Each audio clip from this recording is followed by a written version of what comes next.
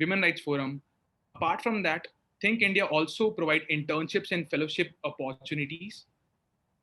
In the pandemic, Think India has organized more than 200 online live talks and panel discussions of eminent personalities. They have also arranged several workshops on article writing, book publishing, coding, and poster designing. So we thank them for their support. Now, without wasting any time, I would like to invite my friend Shelja to moderate this session. Over to you, Shelja. Thank you, Anshul. Good evening, everyone. I hope you all are doing well and keeping safe amidst the ongoing pandemic. Honestly, it would have been even better had we been meeting physically, but I'm sure, despite the constraints of COVID 19, we'll still have a meaningful session, if not more. By way of introduction, as Anshul already mentioned, I'm Shelja Raval, a third year student of National Law School, Bangalore, and present before you in the capacity of being a member of CIPLA.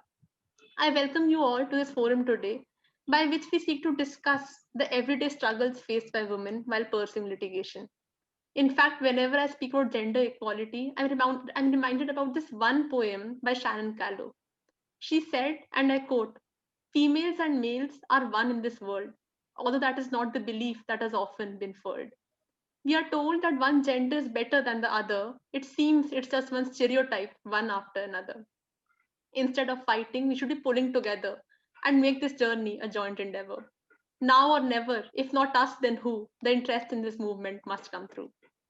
Litigation as a career option offers several challenges, but the question which remains to be answered is whether it impacts everybody equally. Gender equality, even though vociferously argued in textbooks and other manuscripts, is a question or maybe a distant dream in litigation and maybe in the practical world outside. And this is exactly the reason CIPLA is here before you all, with its small yet meaningful attempt in order to bridge this gap between theory and practice. With this, I'm honored to host three of our distinguished speakers who have triumphed over all these challenges and carved out for them an exceptionally and a successful career ahead. With this, and without much further ado, I'll introduce the first panelist for the day, Senior Advocate Ms. Madhvi Diwan. She has recently been appointed as the Additional Solicitor General in the Supreme Court of India. With her appointment, she becomes the third woman to become an ASG in the Supreme Court. Ma'am has obtained a degree in English at St. Stephen's College, University of Delhi, and then went on to pursue a degree of law in University of Cambridge, United Kingdom. After starting her practice at Bombay High Court, Ma'am moved to the Supreme Court, where she represented two states, Gujarat as well as Madhya Pradesh. She has represented the government of India in several landmark constitutional cases in the Supreme Court, which include Shaira Bano as one of them.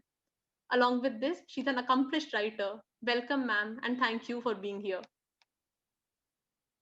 Next, we have Advocate Bansuri Swaraj, who is a graduate from University of Oxford and is a barrister from the Honourable Society of the Inner Temple, London.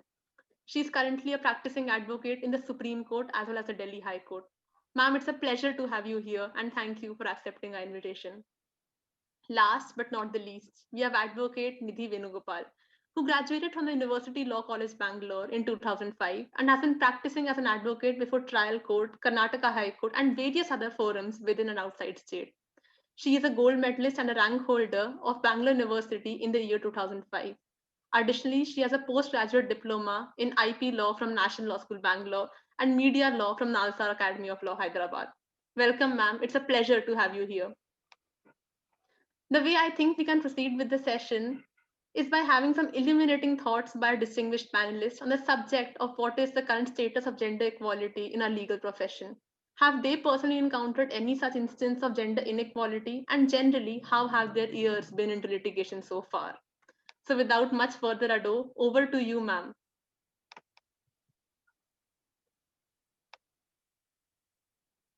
Do you want to start with me? All right. I didn't know which ma'am you're referring to, but please call me Madhvi. It's a great pleasure to be here today and to speak on this very, very important subject of women in litigation.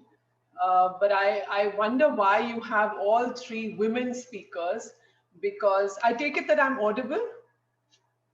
Am I audible? Yes, yes, ma'am, you are. It's all right. So I always wonder why we only have women speakers on a subject like this. because we must involve men in the conversation, because ultimately it's about how and why women are not doing as well as perhaps they deserve to do in litigation. And maybe that has something to do with attitudinal challenges. And I think that in this conversation we must involve men and take men along with us. So I hope you have enough men in your audience.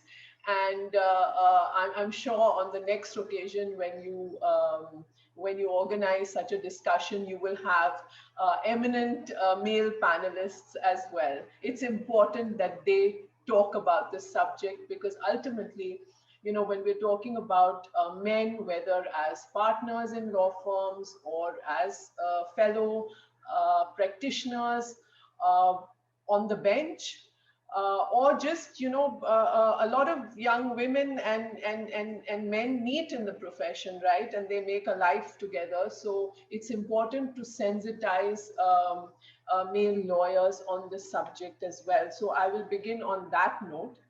um, but I would say this, that when we are talking of litigation, there are so many different subjects of practice. And I think women have varying degrees of success in these various, depending on what subject it is.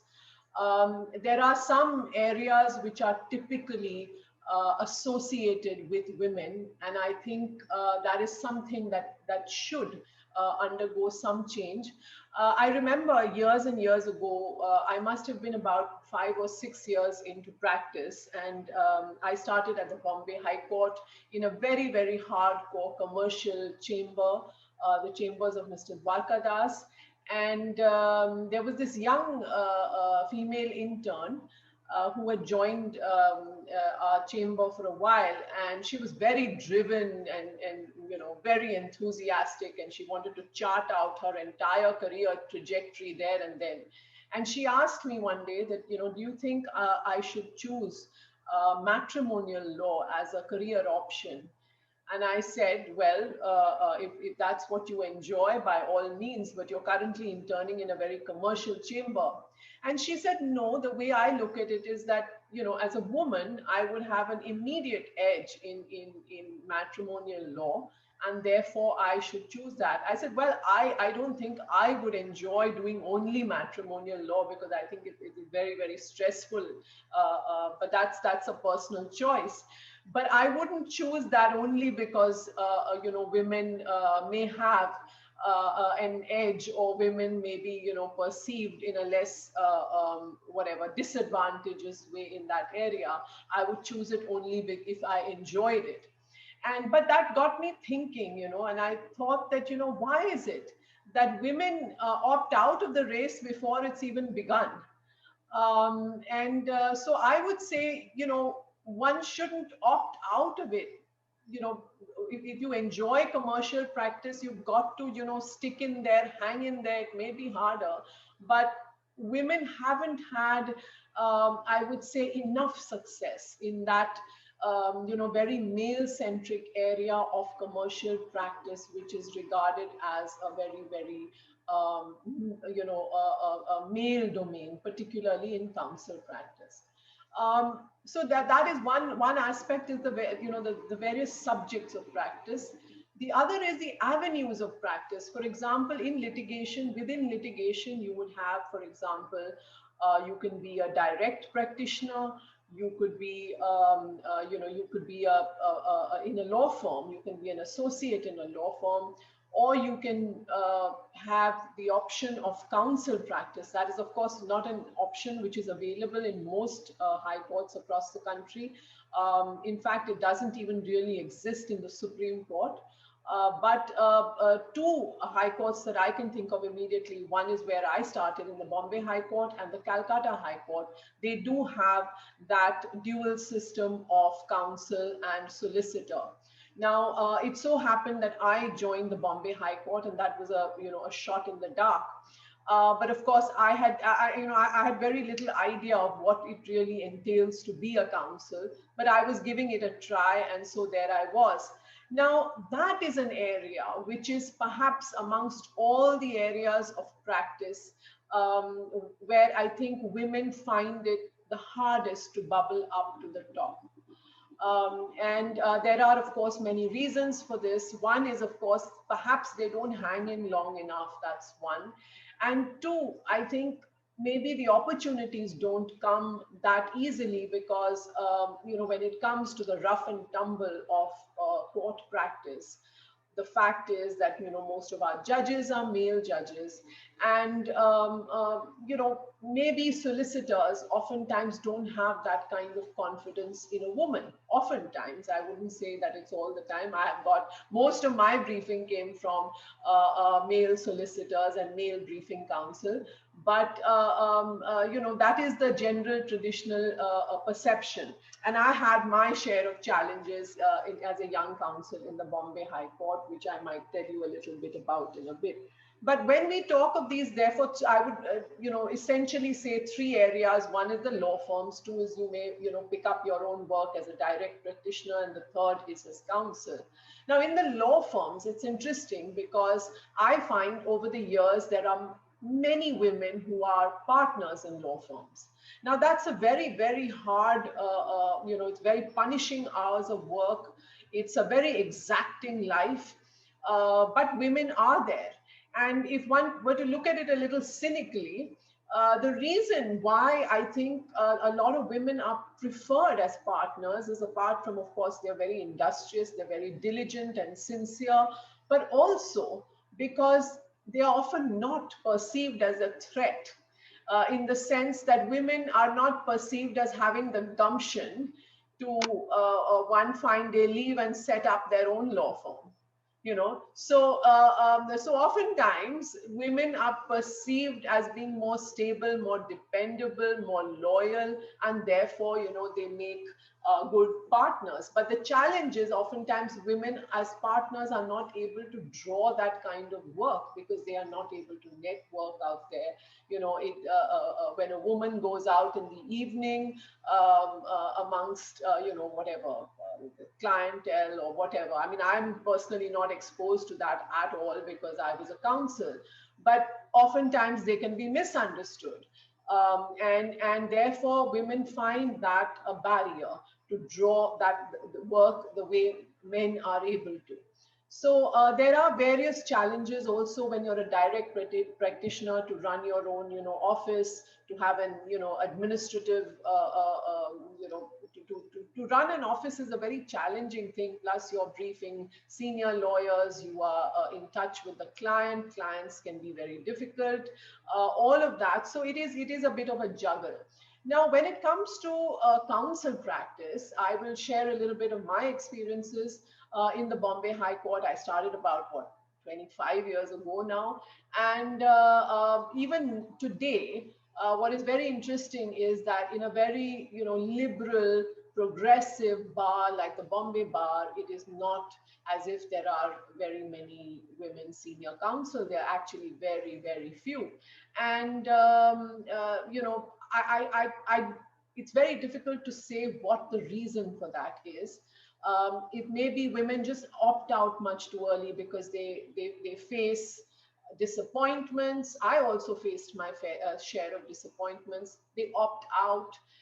There's no certainty of what's going to happen. But on the other hand, I would say that, speaking for myself, it was hard, but it also gave me that flexibility because I was self-employed. Now, in the Bombay Bar, when you join as a counsel, you're not paid by your senior, even a stipend. And frankly, I think that is a good thing because there is always the option of being briefed by other, solicitors. And so no matter how junior you are, you may get briefed to draft a plaint or a writ petition or an affidavit, or you may be briefed to assist a senior counsel. You may be briefed to argue a smaller case. So all those options are there. But I remember that at the Bombay Bar, when I the first few years of practice, typically in the afternoon, you would be expected to sit around a table in the High Court library, and the clerks would come around offering, with some small application or the other. And most of the time, I would be the only woman on the table. And, no matter what or sequence we were sitting in, he would go around asking each of the men. And then if everyone said no, I was always the counsel of last resort. So whatever it was, I just swallowed my pride and I said, I'm there. But obviously, it wasn't easy. It wasn't easy. And then, I had a young family, and 3 years or so into practice, I took 3 months off. By then I was, I had a decent amount of quality work. I wouldn't say a lot of volume, but certainly very high quality.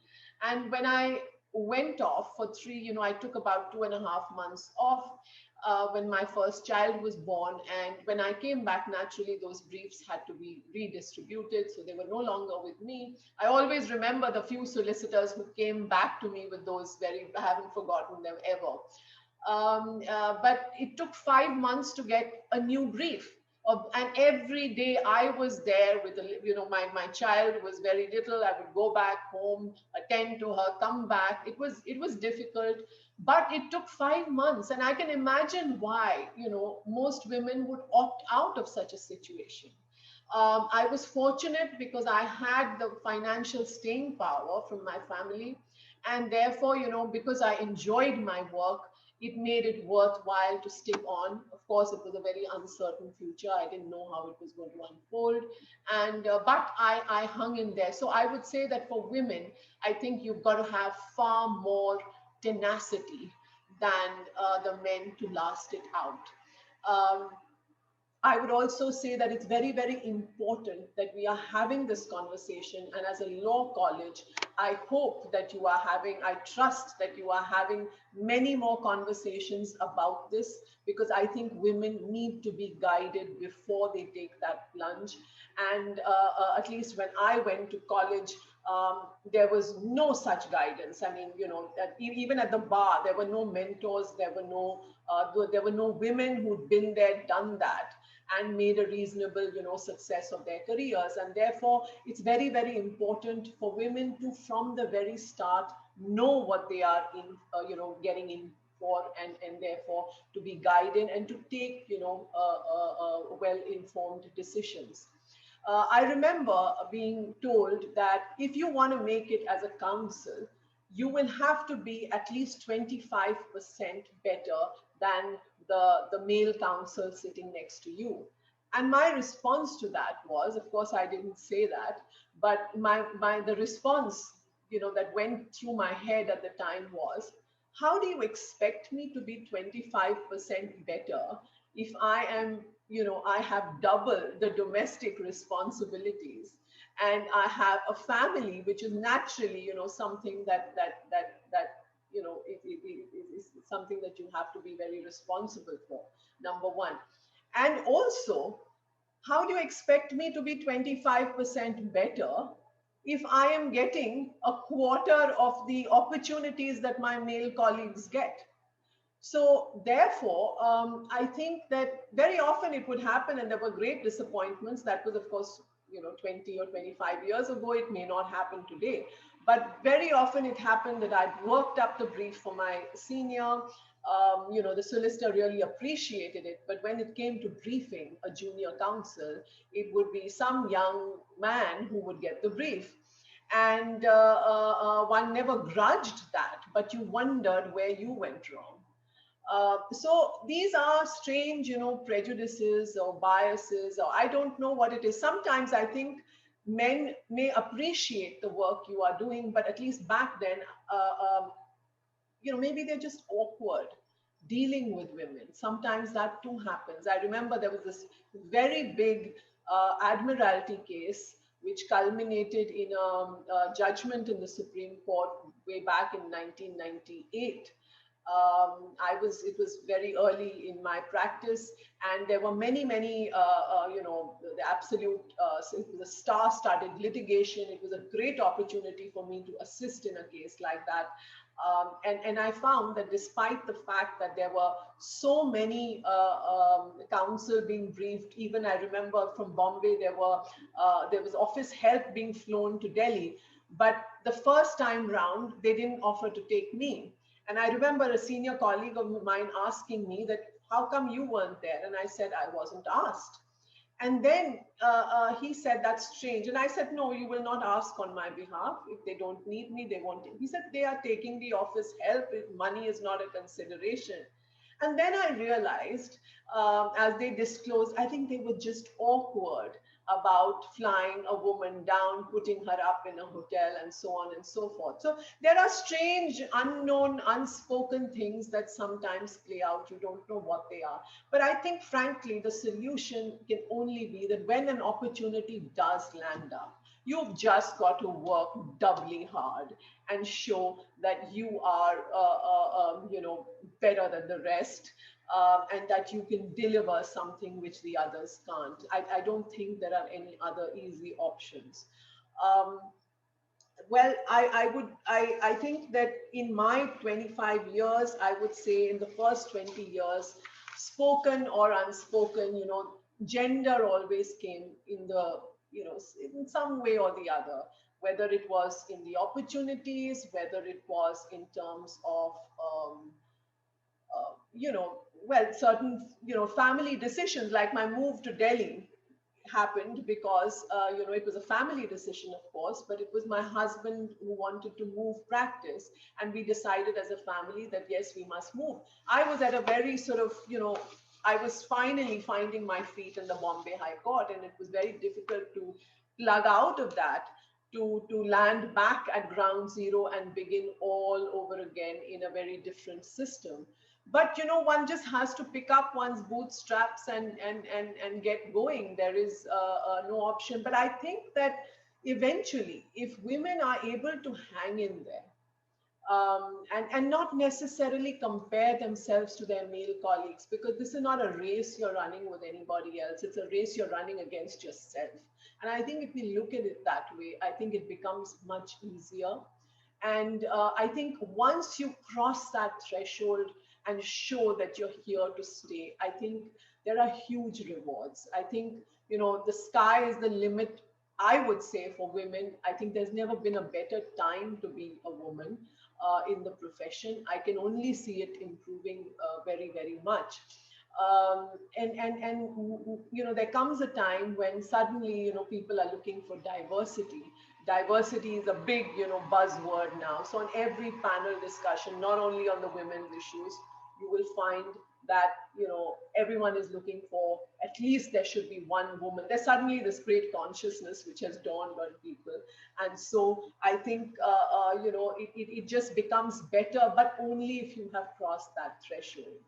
I would also say that, we need to have conversations both in law colleges, in the profession, mentoring for young women to be able to take decisions. Very often people are not able to find an understanding partner. And the fact remains that, as Indra Nui said, your biological clock is ticking alongside with, your career trajectory. And so it's always going to be very difficult. So how to make this balance? One learned by sort of hit and miss, but maybe there are better ways of doing it. Maybe there are better ways where you don't feel that guilt. And I think it is very important to also enjoy your family. I have had the benefit of that, and I think that perhaps I would regard that as having, mellowed me and made me a better human being, just having that. And I have two daughters, so I have to be able to set an example for them. So that is important. But I think that these conversations are very important. They need to be had. Men need to be involved in that conversation. If I can take a couple of minutes more, am I exceeding my time? No, no, ma'am, it's completely fine. So, it was interesting. A few months ago during the lockdown, my senior had requested me to speak with some young counsel from the Bombay High Court and the challenges, they were facing. And I remember saying that, look, Since the opportunities are few and far between, you may as well make the most. Don't let go of any opportunity and do your best as you can. And I remember one young woman asking why isn't there affirmative action for women, designation of women? And I was quite taken aback because I said, even if you have affirmative action, even if you have more women designated, it's not going to translate into briefs. What are you going to do with a label? So when people come to brief you, it's not only because you're a senior counsel. They want to see you be able to carry those cases. So unless you have that kind of experience, arguing experience, they feel that you're going to be able to deliver.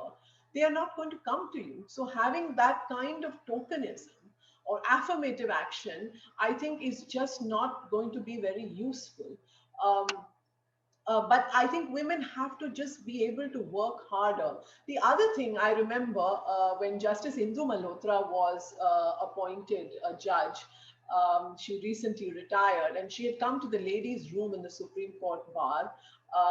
And she said that, women must dress very professionally when they are appearing in court. And, you can keep your very fancy attire for the evenings. But when you come to court, please dress very properly. And I remember she made a particular mention of palazzo pants. And she said, please don't come to court in palazzo pants. And I remember, these young girls being irate, like, why should we be told what to wear in court?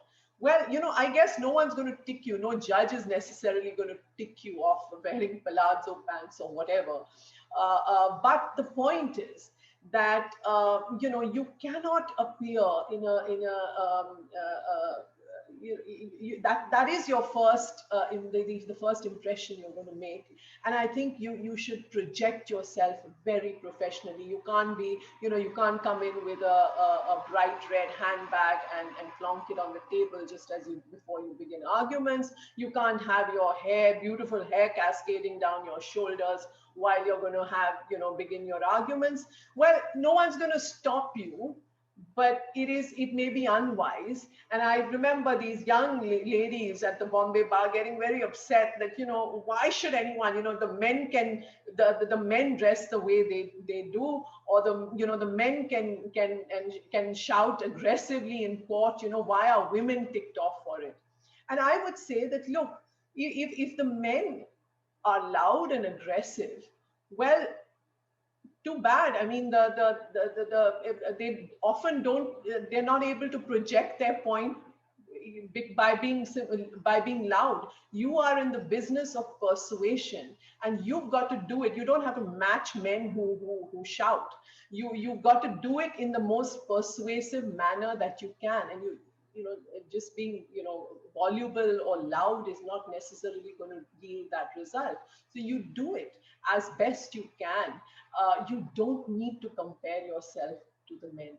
So that I remember was a very interesting exchange we had, and I remember that I think maybe slightly older women, we are mellowed by just being sort of jostled around in the profession. We've learned a little bit, maybe burnt our fingers a little bit. So from experience, I think it's just wiser to come across as professional and take advantage of every opportunity that comes your way.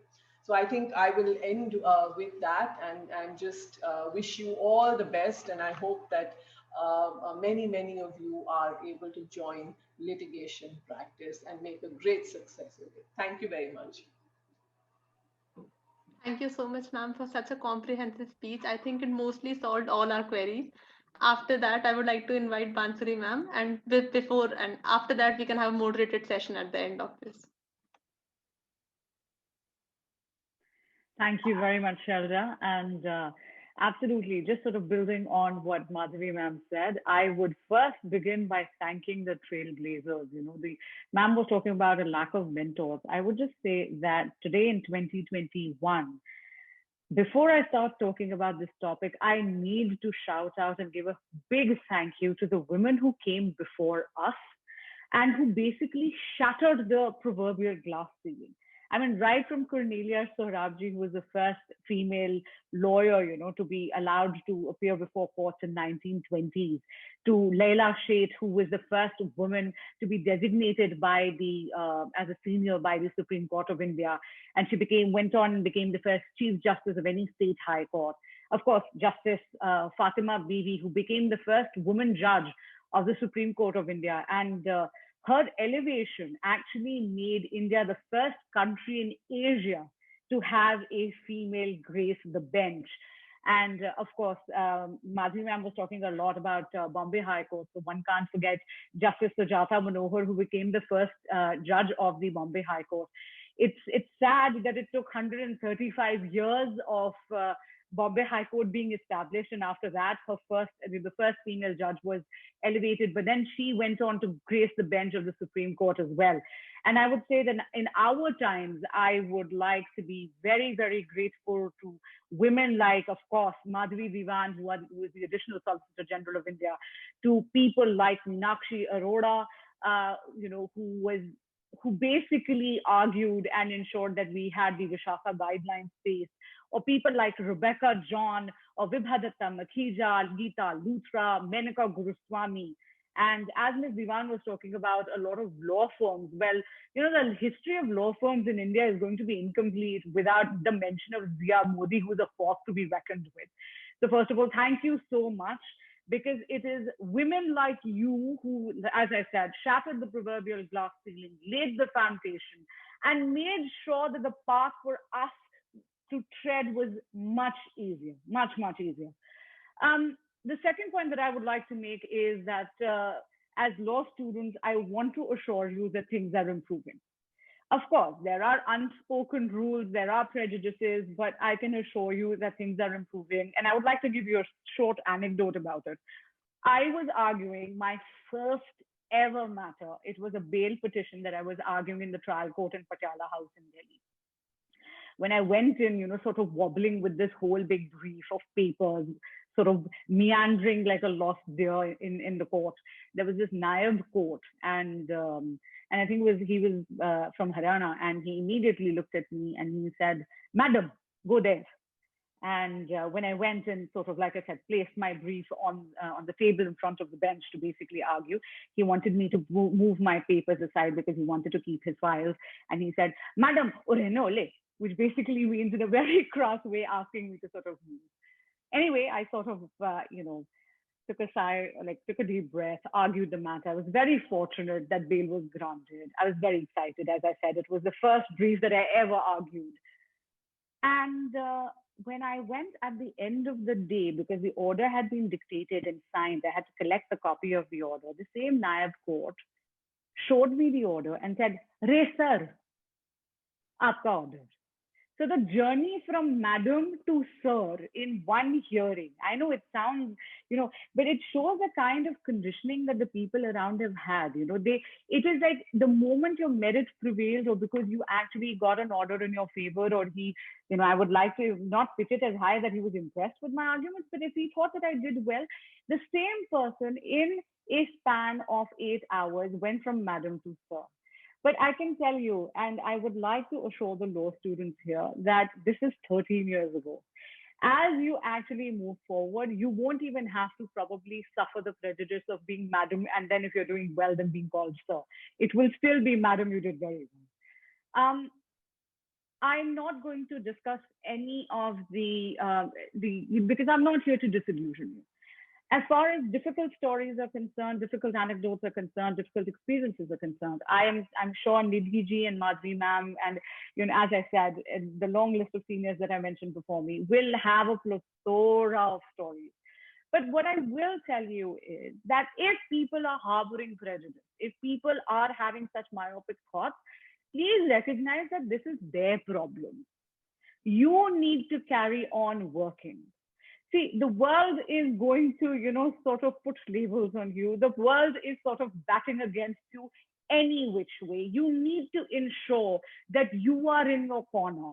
So you need to persevere with hard work, and don't let these experiences disillusion you, because I promise you that merit ultimately prevails. I had a very well-meaning colleague, and when I shifted my practice to Supreme Court after arguing a matter, he was kind enough to pay me a compliment. But it was a very weird compliment. He said, Basari, one day you will be one of the best lady lawyers of Supreme Court. Now, I understand, like I said, he was a very well-meaning colleague of mine. But then saying that I'll be one of the leading lady lawyers of Supreme Court it's his myopic thought. That is the limitation or the extent of his belief, of his conditioning. Please drop the lady lawyer aspect, be a good lawyer. Start concentrating, because I'll tell you what, the moment you start having negative experiences, it's very easy to get disillusioned. And one of the reasons, as Madhvi ma'am pointed out, that women drop out very early is because, you lose steam. So I will urge you, please do not lose steam. Don't give in to these sort of prejudices. People are harboring them. It is going to take another generation, probably more, for it to change, because it's a process of conditioning. It takes time. But if you actually leave out the lady lawyer aspect of the comments and say, oh, he considered me, competent enough to be one of the leading advocates, then that's it. Instead of wasting your time on the negativity, please put in that amount of effort in preparing your brief. As far as, Anshul had mentioned that there are very few judges of the Supreme Court, that now there is only one female judge left who's gracing the bench. See, at the end of the day, we need more women to join the profession. And the number of women, we have a lot of female students in law school, and a large chunk of them come into litigation. But again, you need to persevere and remain in the profession. I completely understand it's a balancing act between your family life and between your professional life. But at the end of the day, if there is an expectation on men to be fathers and continue doing well in the profession, then similarly, of course, mothers and wives and sisters and daughters can do their duty in the family, but can also be extremely formidable in the profession. And I think women are better multitaskers. They are, of course, as ma'am said, that they are more industrious, they are more dependable. But then that's also there. I would just say, don't get disillusioned and continue. Finally, I would like to tell you that the more number of judges are going to come up when the strength of the female bar will increase in number. Correct? It is basically, you're going to go up. These are the people who are going to get designated into senior counsels and then become judges at the High Court and Supreme Court level. We do need a lot of female role models because it helps in conditioning.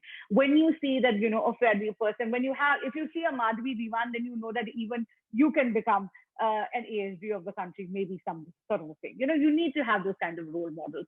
And therefore, as women, now you are students, later on you'll come in the profession, make it a point that you take the responsibility of paying this favor forward.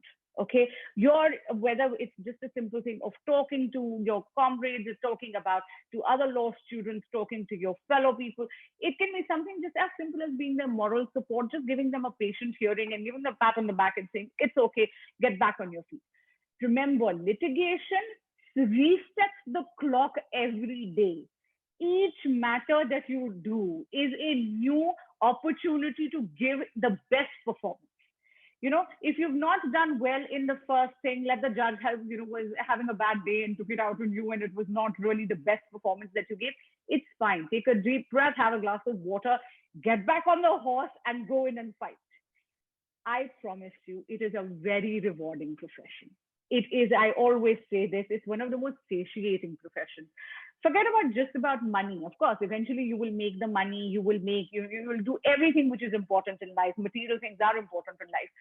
But how many professions can you say give you the job satisfaction of making a difference in somebody's life on a daily basis?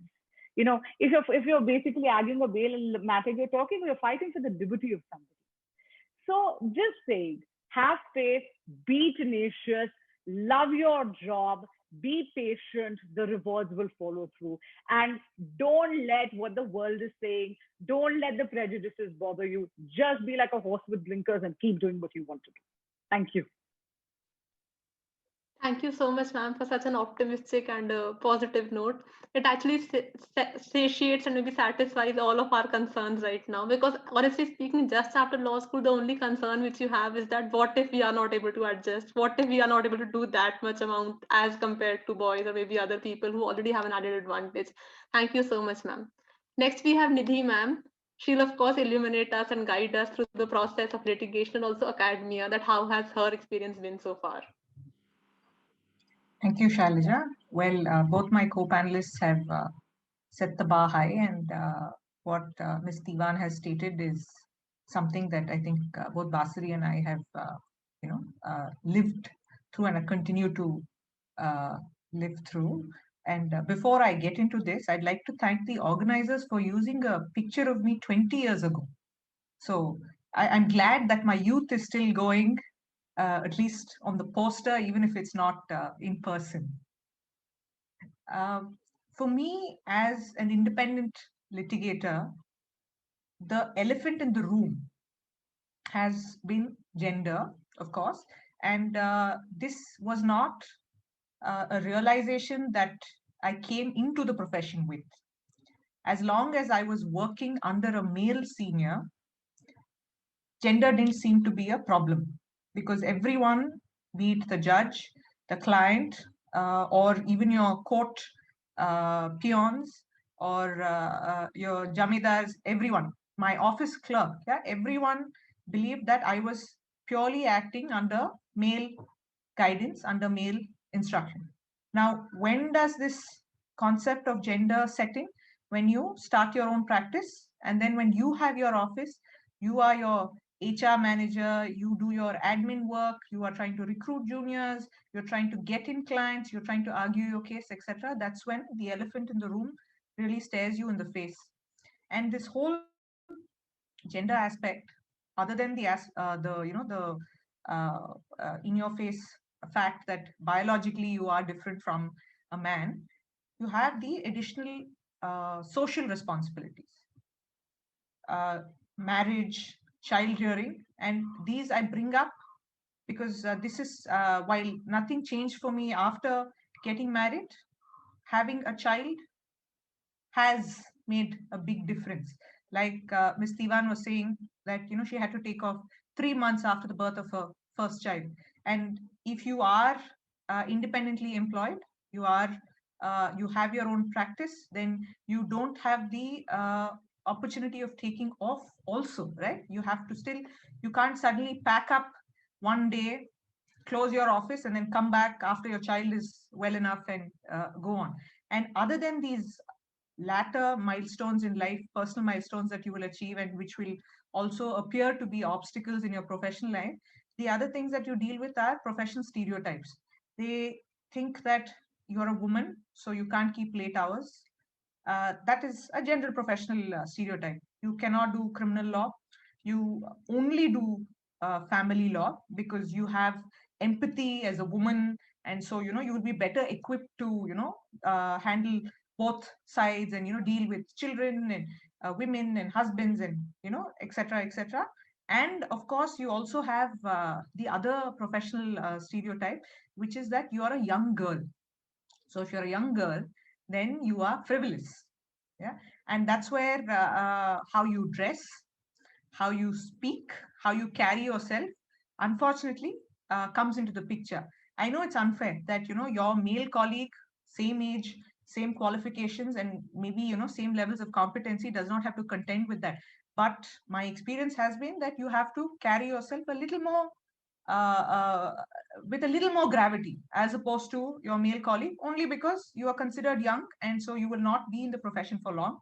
You will get married, you will go off to another city, or you will have children, and so you will eventually drop off.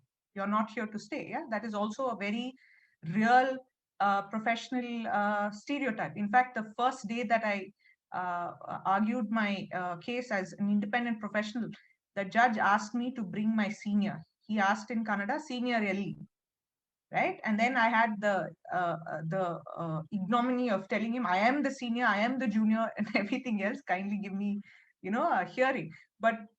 And this was a few years ago, and this seems to be the case. It doesn't matter how old, how young you are, there seems to be a default stereotype that if you are a woman, you are here to take Passovers, or you're here to take short adjournments so your competent male senior can come in, step in, and argue.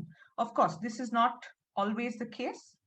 It has changed, and I definitely don't see this in the Karnataka High Court, though I do see these instances being played out in the trial court across Karnataka. But that doesn't seem to be the case with the higher judiciary.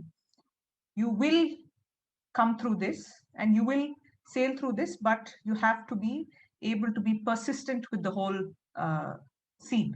Now, another thing that maybe as a woman litigator you will face that maybe your male counterpart will not face is the lack or the woeful professional infrastructure that any court has. Be it something as simple as clean toilets. Yeah, maybe not all of you will have the privilege of an office close by, or your house being close by that you can go use a clean toilet. That is not something that we largely talk about, right? But it is an essential facility for you in terms of keeping your comfort, to be comfortable when you are arguing, to ensure that your workspace is comfortable. Clean toilets, or if you are a new mother, what about creches? Right? We need, and we have a large section of women in the workforce in the legal fraternity, not only lawyers, you have district judges, you have more than, you have about 4 High Court judges in the Karnataka High Court who are women, you have secretarial staff, you have court officers, you have a large section of women who are employed in the legal fraternity. So we have to think of ways that we can make it comfortable for both sections of society to work, or rather for both genders to work. And yeah, this is these are things that we don't normally talk about, but these are things that are staring you in the face. Another prejudice that I found in the profession, it was not exactly a prejudice, it did make me laugh, was very early on in the profession, a lot of well-meaning senior male members of the bar, and be it an arbitrator or a judge or an opponent lawyer, etc., they assume that you are a young single girl who is looking to settle down, and you're just planning to litigate for a short period of time till you find a suitable husband and you settle down. So a lot of them make very discreet inquiries with you about, are your parents looking out for you? Are you married? Are you going to get married? What is your future plan? At this age, how old are you? At this age, you should be married. These are, you shouldn't take it in the wrong way, but these are questions that do come in. I don't know if my male counterparts face this. At least I haven't heard this, but I have personally been the recipient of such personal questions. It did not offend me at that point in time, but it does make you think in retrospect, are my male counterparts also being asked these questions? And why should a woman be only asked about settling down and having kids, meeting the right person, etc., and how the senior members of the bar, the male senior members of the bar, keen that they do go out of their way to help you in this particular. So this was a funny situation that I think me and a few other lady friends of mine have gone through. Now, being a woman litigator, what is also very crucial is having the support of your family, having the support of your senior, the chamber that you practice in. I think that is one thing that I'm extremely thankful for, that I picked a senior, a chamber that mentored me, that helped me look at my strengths, was happy to pick up on my weaknesses, guide me in the right way. Whatever work ethic I have today is largely due to my senior's work ethic. So for instance, my senior never briefed senior counsels in his independent practice. Of course, now he's a designated senior counsel, and whether it's right or wrong, there is no right or wrong with this particular practice in any case. I seem to have inculcated that. So I don't brief seniors when it comes to my matters. And he also instilled a very strong work ethic in terms of what is ethical. Yeah, we've had several conversations in chambers, be it with my senior or my other colleagues at the chamber. What is ethical? How much can you push in terms of what is the line that you have to toe? And does this moral compass change with each case? Should it change with each case? Yeah, so all these important questions are set very early on in your practice. And that is something that you will have to adhere to for the rest of your practice. And which is where it is important that you have a mentor or a senior who will take you through that particular journey. So in that way, I've been extremely lucky when it comes to this. And of course, you also need friends at the bar. At the end of the day, we may be opponents, but tomorrow we may be on the same side, and it's just a case, right? And practice is like looking for water. You're digging a well. You keep going in, day out, and you dig in the same place. Yeah, you keep digging till you strike water. You don't flit around and try to get water-rich well. So that is what practice is. So you go in, day out, make your friends, and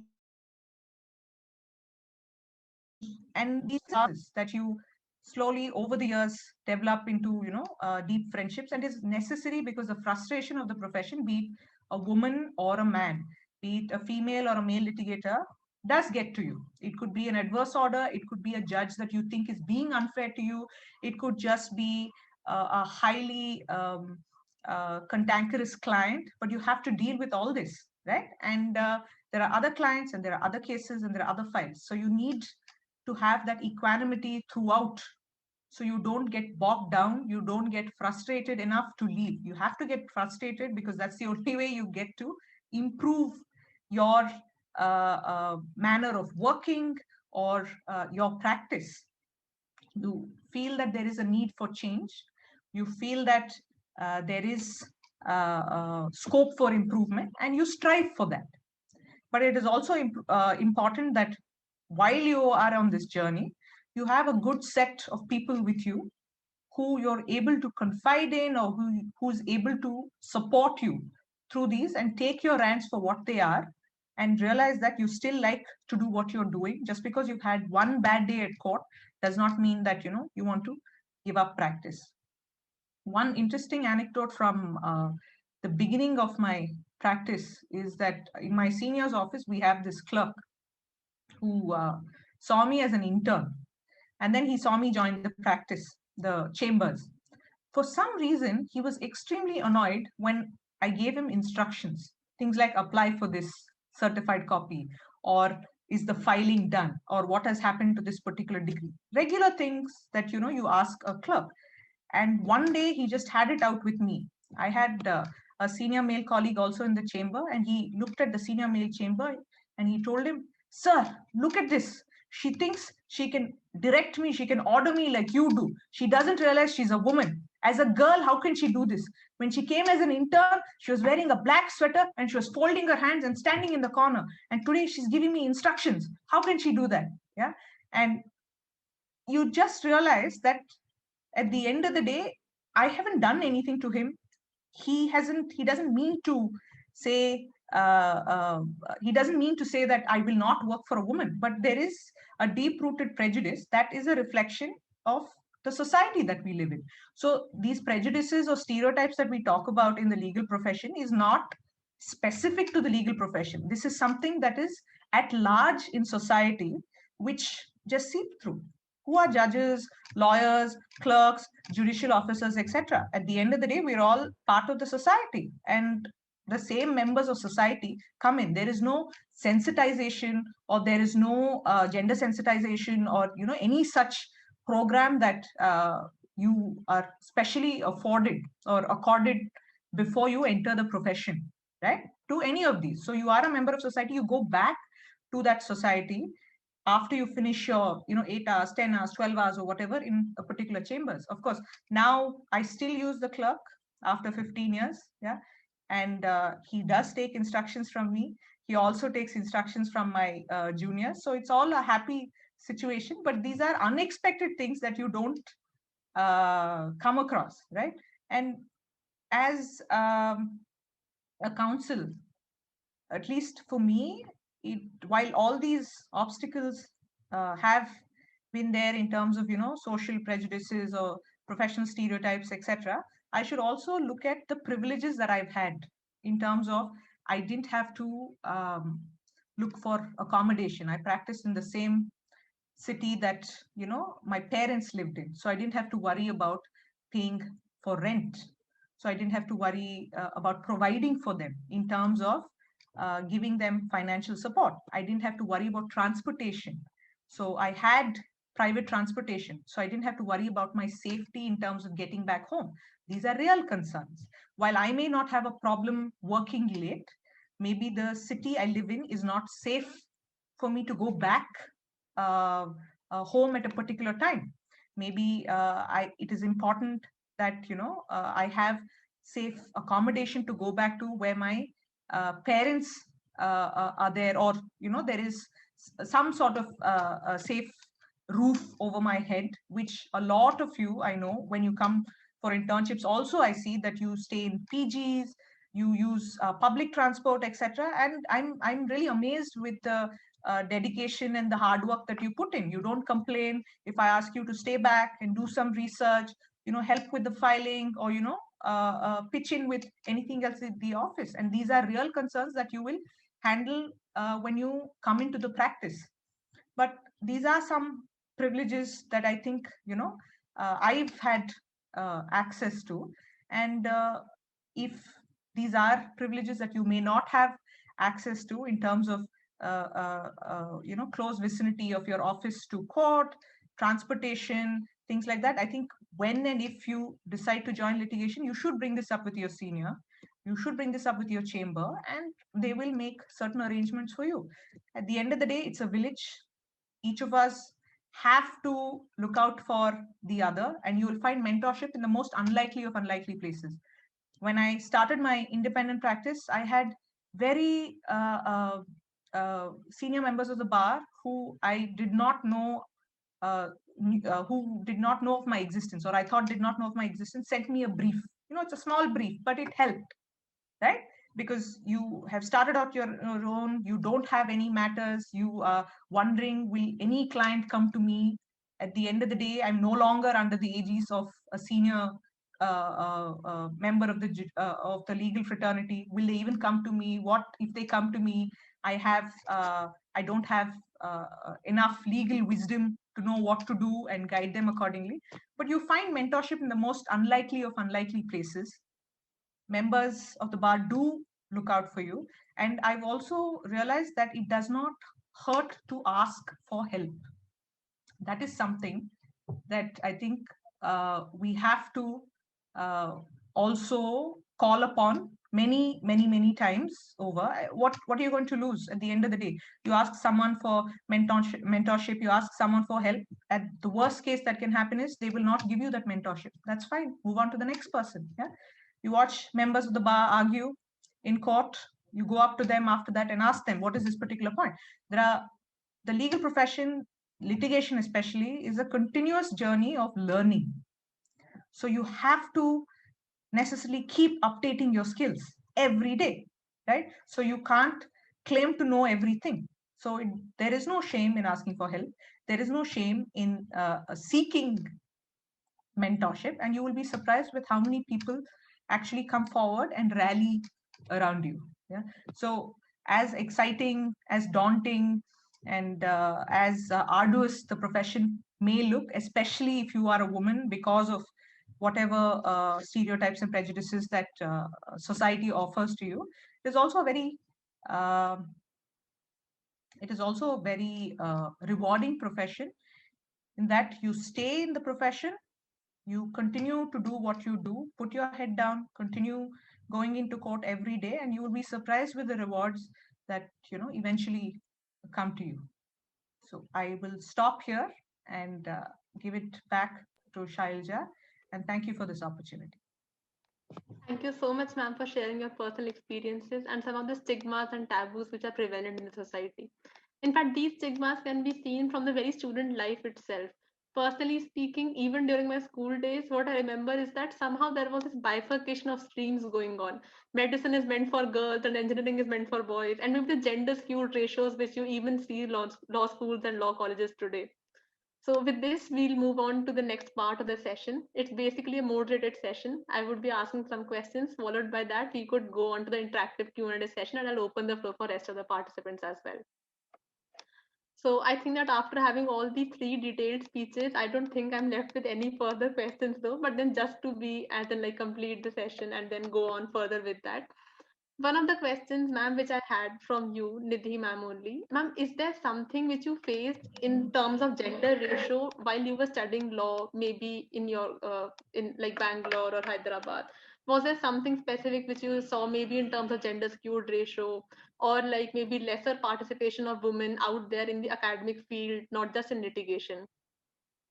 So surprisingly, in college, I didn't recognize this gender uh, bias, so to speak. The number of girls in class were greater. The rank holders were women. The medal holders were women. The number of participants in moot court competitions were women.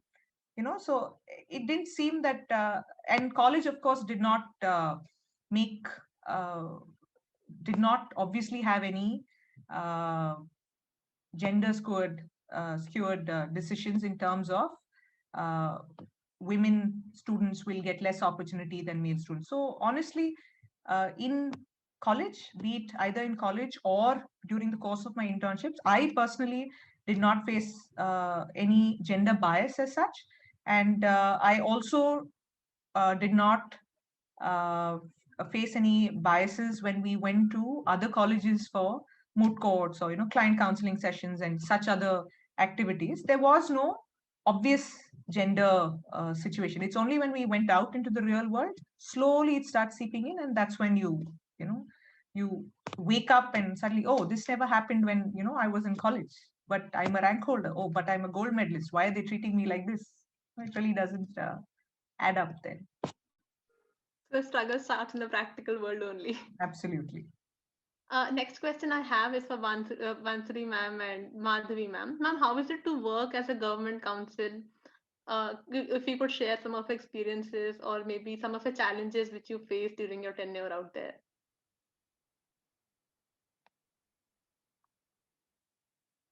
I think Madhavi ma'am should answer this before me.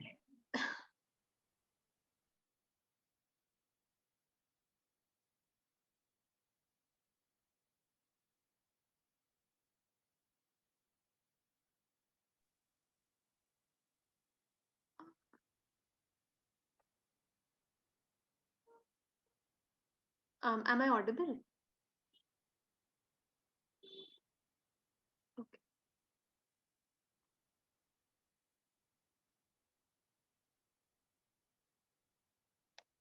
Ma'am, I think that Madhavi ma'am can join after 5 minutes. Maybe she has a signal drop off at her end. Could be. So as far as working as a government counsel is concerned, I'll be very honest. In terms of your dedication, there's no difference. Whether you're doing a pro bono matter, whether you're doing a matter for a private client, or whether you're working for the state, it's exactly your level of effort, your level of diligence, which is expected of you, and the level of commitment should be identically same. And you need to give it your 100% to everything. As far as practically, of course, see, you would be far more proactive. For example, delay can be a little bit of an issue when you're arguing state briefs, because there's a lot of delays and latches. There's a sort of a certain lethargy that comes with the state machinery. So then you need to know how to tackle that. Sometimes there are inexplicable reasons and the court will come down heavily on you on asking why were these kind of delays. So that is something that you need to make your peace with. That also you need to develop a certain level of court craft into how to sort of dodge these kind of pitfalls. And yes, with being a state council, you need to, of course, be aware that the briefs will come last minute, the instructions will come last minute, the compliances will be, literally, it'll be down to the wire.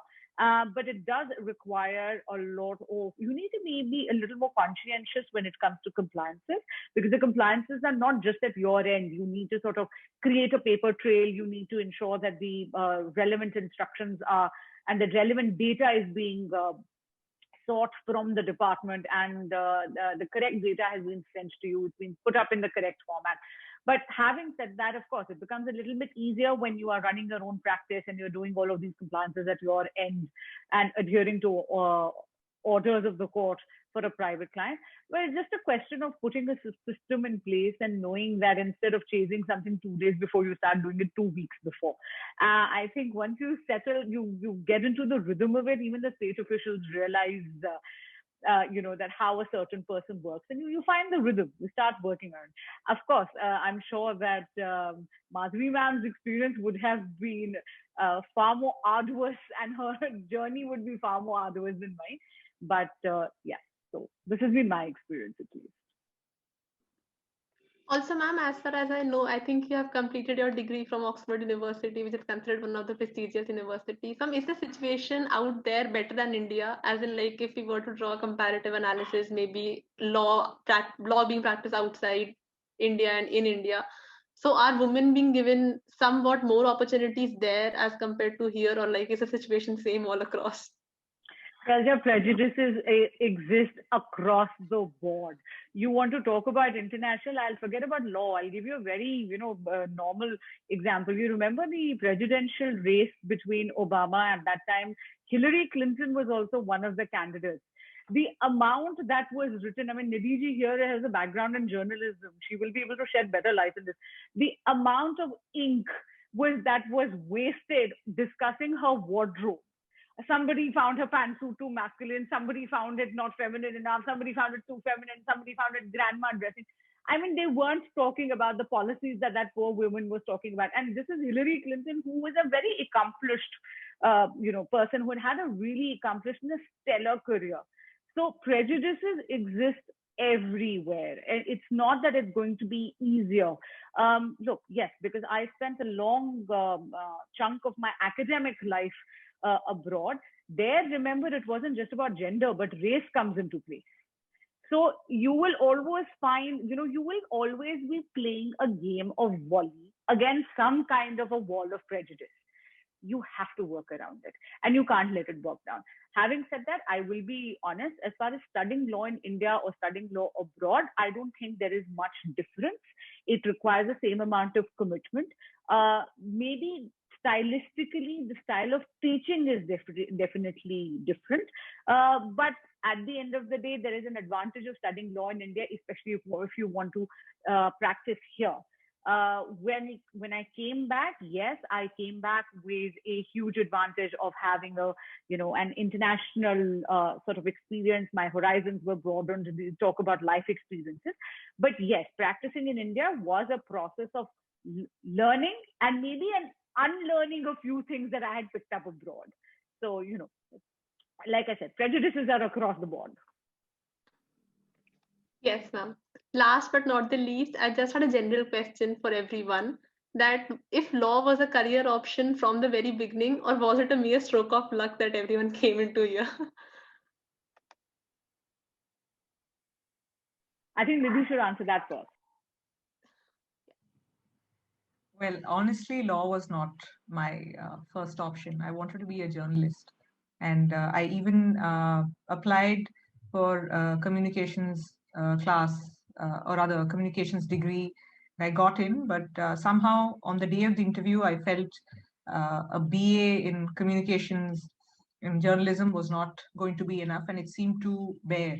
And a BA LLB seemed far secure, or it was just some naive 18-year-old logic But for whatever it's worth, I took up law. And even after I got into law, and I think I was not set on litigation.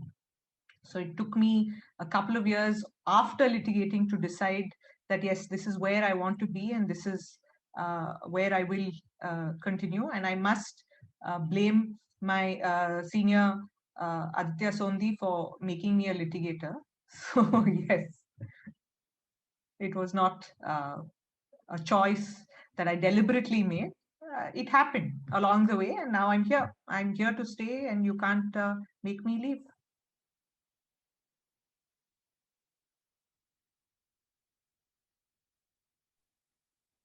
Yes, ma'am. In fact, for all of us also, it's a second option only.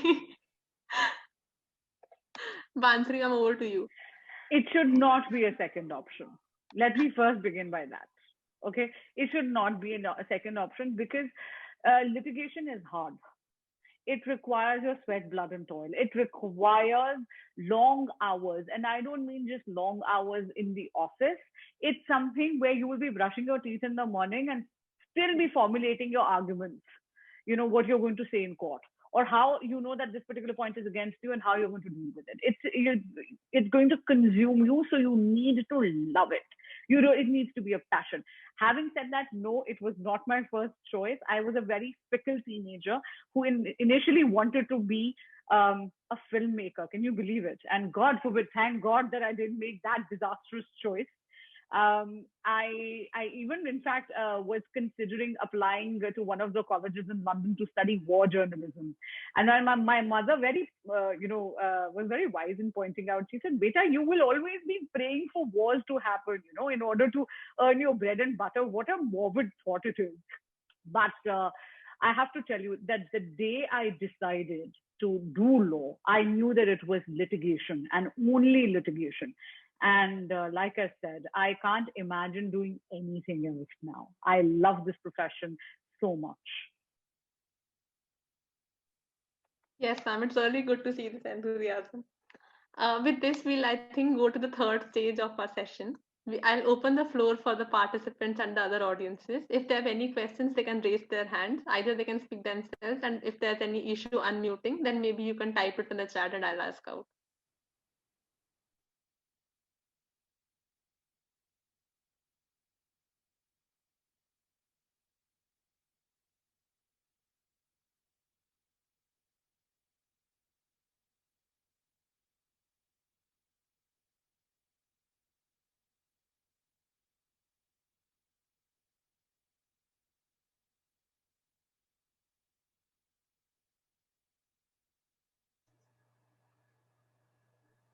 I've got one question in the chat. So,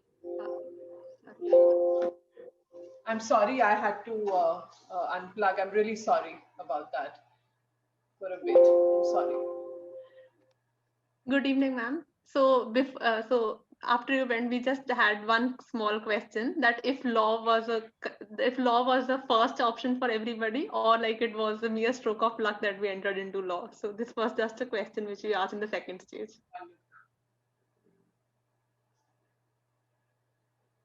Ma'am, if you have an answer for this, then you may continue. As in, like, No, I think I'm sure the others have.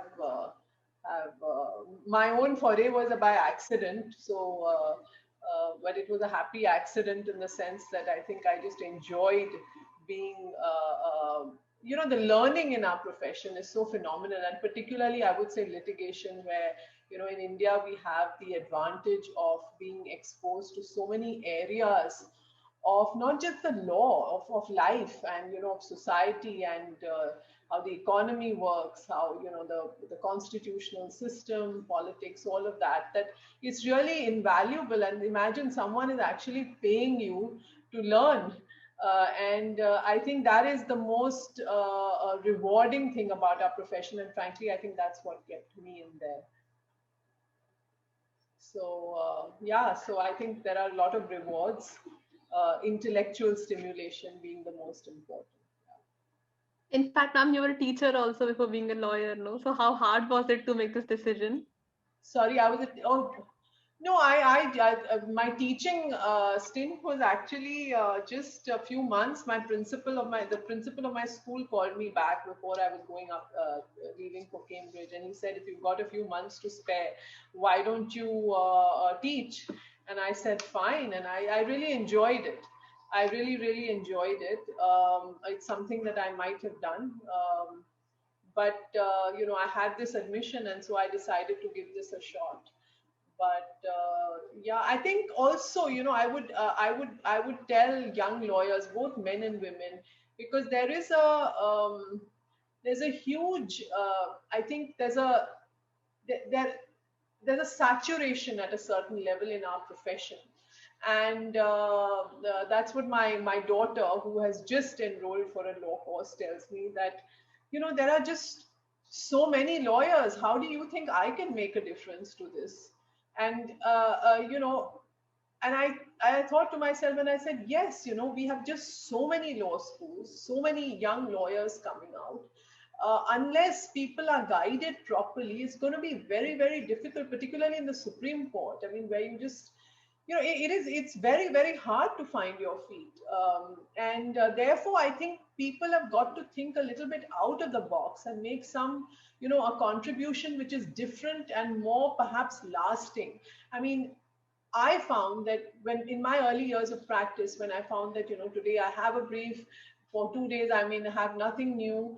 And I felt like, I needed to feel useful. I needed to feel a sense of purpose. And so I started writing. And I found, of course, that was hard work. And, by the time I really got going, my practice had also, grown. And therefore, it was very difficult to come back to writing. But, I really put apart summer vacations to kind of to finish that work. And that's a great advantage of counsel practice, that, you do have a break in the summer, and you do have other breaks to catch up with other things.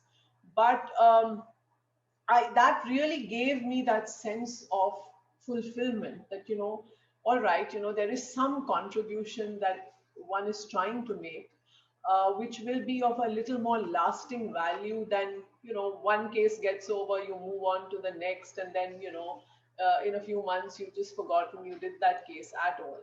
Because every case is not, going to be some path-breaking judgment. So therefore, I think it's important that everyone finds something else and, something different to do.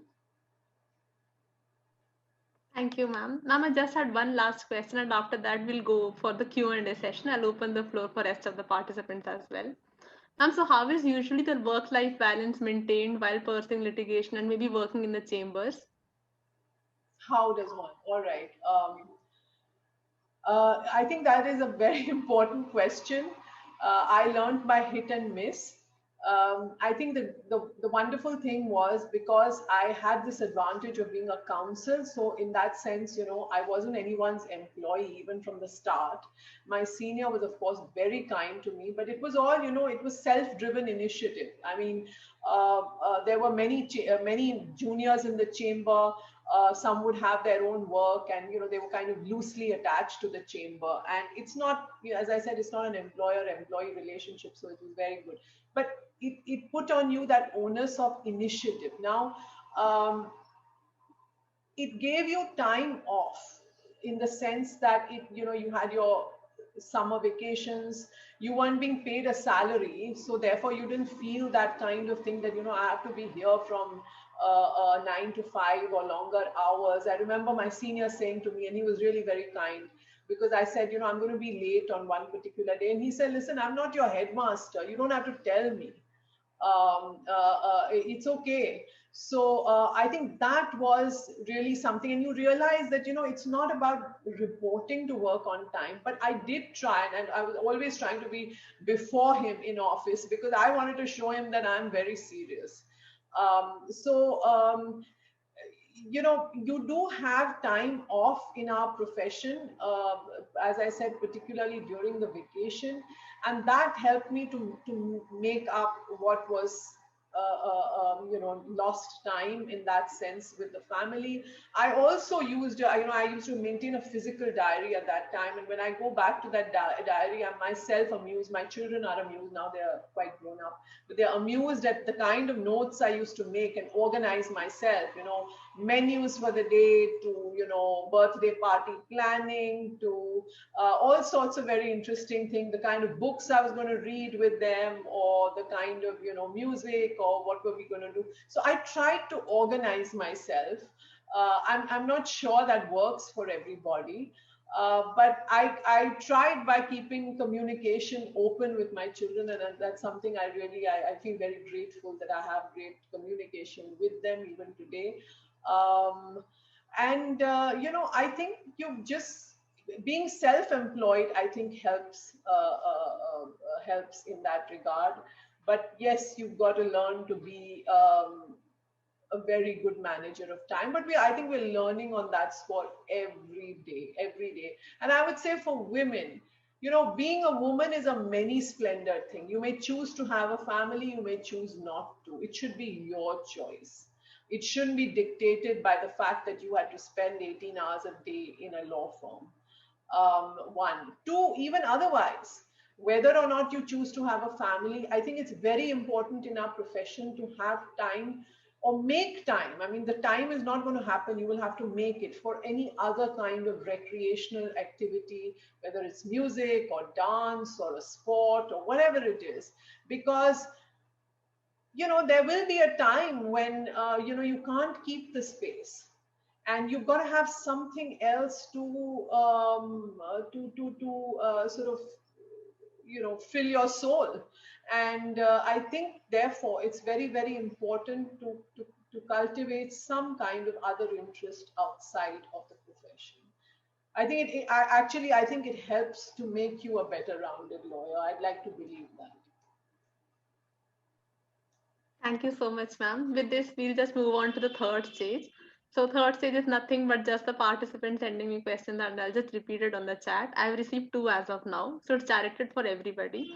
First, it says that, do you think that as a woman, do we face any conundrum to connect to the client, or do we have an advantage of gender? This is a question asked by Unnati. Who do you want that to be answered by? Ma'am, anybody has it. It's completely fine. I think I might have said too much, but you know what? I just say one quick thing here. I think let's not play gender so much. I mean, it's important to recognize that yes, maybe there are some disadvantages in the initial years, but I think let's not carry it to a level where you're constantly in your head and on your sleeve you've constantly got that gender tag. I think you've got to shed it at some point and say that, look, I'm as good as anyone else, and don't keep thinking about what the other person is. Do your job. That's the most important, and do it well. So I'll just like to add there. You said whether your gender plays as an advantage. This actually happened once. It's a true story where this client came to me, and he wanted me to be the briefing counsel, and he wanted a female to be the senior designated senior to be a female to argue the case, because his astrologer had told him that in order to win the case, he needed to have an entirely female team. So yes, that's one when the gender played to my advantage.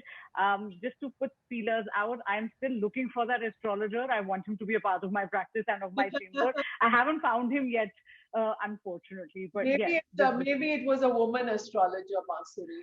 Ma'am, possibly. I'm really on the lookout because this was hilarious. And he made us circulate a letter because the counsel was not available on that particular day. She was in a Pathod. He ensured that particular counsel was available, and she was the one who argued. But in all fairness, we won that case. So perhaps the astrologer was correct. Right.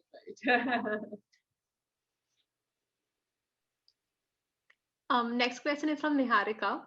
She says, one of the things that daunts us is about litigation is that, like Bansuri ma'am said, a constant performance-based stressful profession.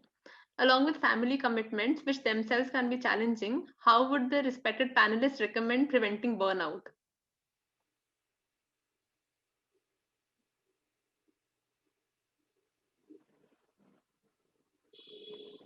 Am I audible? Yeah, totally. Well, I would say um, don't drive yourself too hard in the initial years. As I said, it's important to cultivate a hobby. It's very, very important to cultivate a hobby. So I think that would certainly help.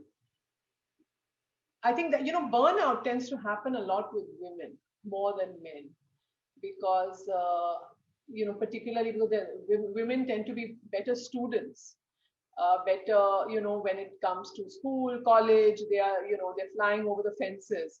And then there is a kind of, stagnation when it comes to the profession. So I think women have got to save their energies a little bit. Um, not drive themselves too hard, at least in their heads, in the first few years, and realize that this is a race for the long haul. So, Alison, Shailaja, I'm going to request you to please excuse me because I have some meeting lined up which I haven't been able to reschedule. So, please Sure. pardon me for this to Sure. be, I would have liked to spend a lot more time, but please do excuse me. Sure, ma'am. Sure. Your experiences are really helpful, in fact. Thank you for being here. Fellow panelists who spoke really well. And thank you to the audience and the organizers. Yeah. Thank you so much, ma'am, for being here. Next question is from Shikhar, and he has addressed this to Nidhi, ma'am.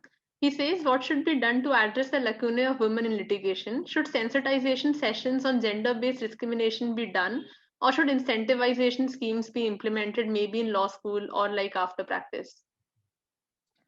Good question, Shikhar. I would probably turn the question a little on its head and say, what can we do to increase the participation of women in society at large? Why only legal fraternity, right? So as I was saying earlier, that this is just a reflection of our societal experiences that comes into the legal profession or any profession for that matter. But I'm happy that this question came from a boy. And I'm happy that we have a lot of male members in the audience who are, patiently listening and, want to make a difference, etc. Yeah, of course, sensitization should happen by and large, but it's also about how you carry forth how you behave with your immediate circle is how you necessarily behave with, people at large. You shouldn't be treating your female colleague differently from how you treat your male colleague. And I don't expect that the female colleague will be treating a male colleague differently from, a female colleague as such. So by and large, yeah, there needs to be a societal change. I don't think there is something special for the legal fraternity, but if you have read the news the last few days, you look at the Supreme Court's judgment recently on what sort of statements should judicial officers refrain from making when it comes to women victims, how they have to be sensitive. Judges have to be sensitive when it comes to passing certain making certain stereotypes when it comes to writing judgments, etc. I think that applies across the bar, be it if you're a lawyer or a judge. So this has to be an ongoing process. And suddenly, as soon as you write a law exam, law entrance exam, or you graduate with BA, LLB honors, you can't suddenly become a sensitive man or woman, for that matter, right? This has to be ingrained right from the start. So while you can have periodic sensitization programs, probably for clerks and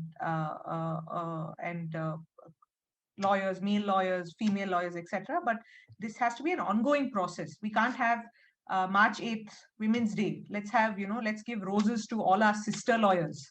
That seems to be the only way you're sensitive to, another lady colleague, which is you're calling her sister and you are being very, what do you say? You're being very sensitive to her on that particular day. An overall change in society, yes, it would definitely help.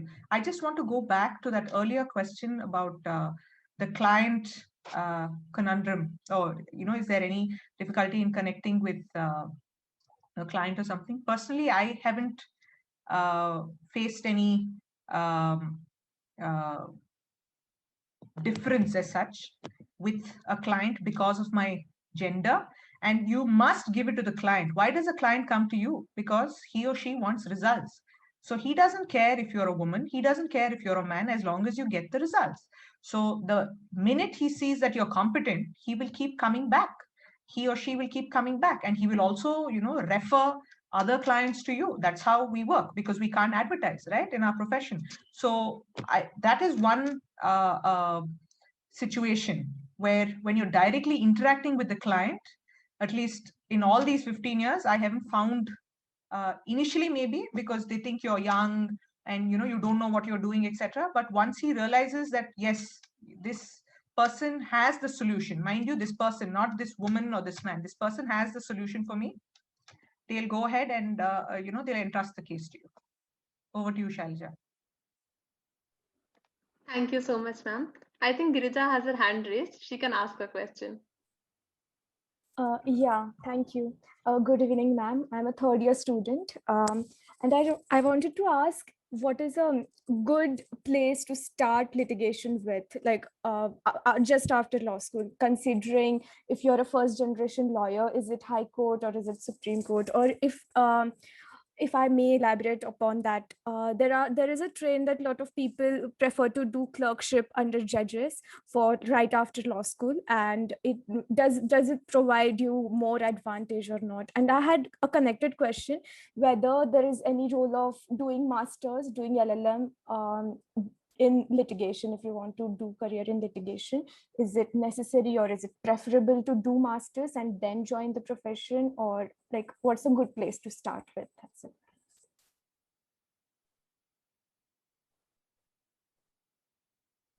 Was I audible?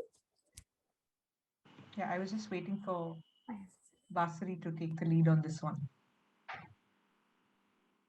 Okay, so let me first tell you about the LLM aspect. I can only speak from my experience. I wanted to finish my inter-academia in one go. So my initial plan was to ensure that I do my master's immediately after my graduation. Unfortunately, I broke my foot and I had to defer my master. Although I got the admission, I had to defer it by a year. And I got an opportunity to work for that 1 year. I worked with Ram Jethmalani and I worked in Kolkata High Court for a bit. And then I went, did my master's and came back. But I would tell you, of course, getting a little bit of work experience and then doing your master's will give you a sense of maturity. But as a career move, I would suggest that finish your academia in one go, because you're in the habit of writing exams. It's a very tedious exercise. Once you become a lawyer, you will only read a brief, or you will read something only when you're paid for it, or when you're mandated to do so.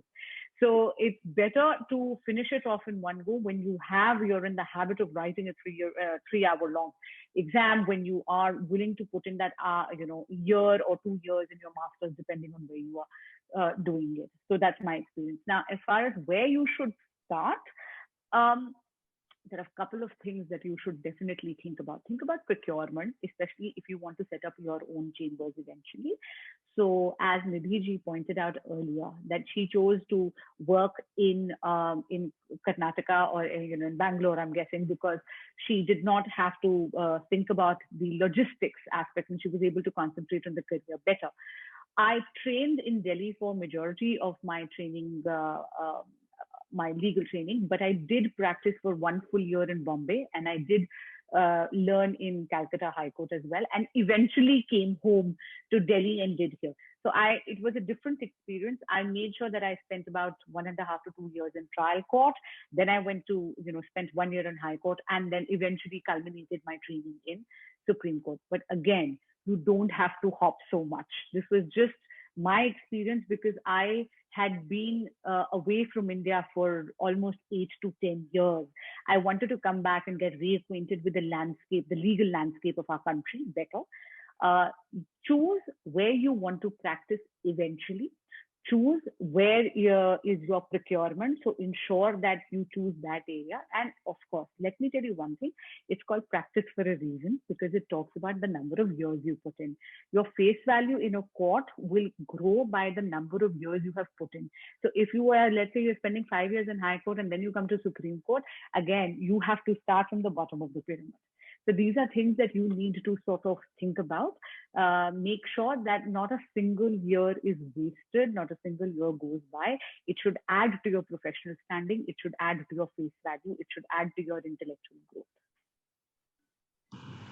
Yeah, that was I'll really just tell helpful. you what I agree with what my co-panelist has said, that and it has worked for her, right?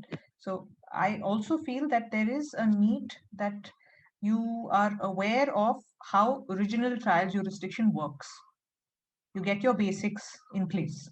So if you can afford to practice in the trial courts, you should practice in the trial courts. And I haven't regretted a day of trial court practice. It holds you good in appellate jurisdiction. You know what is happening, you know the procedure, you know what is the quality of evidence one has to lead. And one of the joys of practice for me personally is cross-examination of a witness. Yeah, drafting, yes, arguing, yes, but I don't know if many counsels enjoy this, but I definitely enjoy cross-examining a witness. And for that, you have to know your case inside out. You have to anticipate what these answers from your witness will be. And all this experience will only come to you in a trial, in a complete trial that you will actually undertake. This is not something that you will have the benefit of in a high court or in the Supreme Court, at least not in the Karnataka High Court, because we don't have original jurisdiction in the High Court. Yeah, so I would think that personally for me, what has worked and what I would advise would be a strong grounding in trial jurisdiction, just so you are aware of the entire lifespan of a particular case, of any case for that matter. And as regards a master's or an LLM, so to speak, sure, you should undertake the LLM for what it is, which is a master's or an LLM, which gives you an in-depth look into that particular subject you've chosen to do your master's in. But beyond that, will it actually add to your litigation practice? I don't think so. I don't think so, because as Vasari also mentioned in this question, and as I said earlier, you have to constantly go in and every day with practice, day in and day out, you have to be in court. So the time that you take away from doing a master's is time that you take away from court. Anyway, that is just my personal view. All right, ma'am. Thank you. Thank you so much. If there are no further questions, can we close for the day? So as we end today's event, I would like to thank you all for joining the conference. Everybody's presence today shows a strong commitment towards bringing a change in the legal fraternity and seeking gender equality, not just in books, but also in practice. In particular, I would like to express my sincere gratitude to Nidhi ma'am, Bansuri ma'am, and Madhavi ma'am for taking your time out and always attending this session and clearing all such doubts which are plaguing us day in and day out about what to do next, how to approach the future, etc., etc. I'm sure your experience and your journeys will motivate and inspire us in choosing our future careers. Thank you so much, ma'am, for accepting our invitation and being here. It was a pleasure. Thank you so much. And this was a great initiative.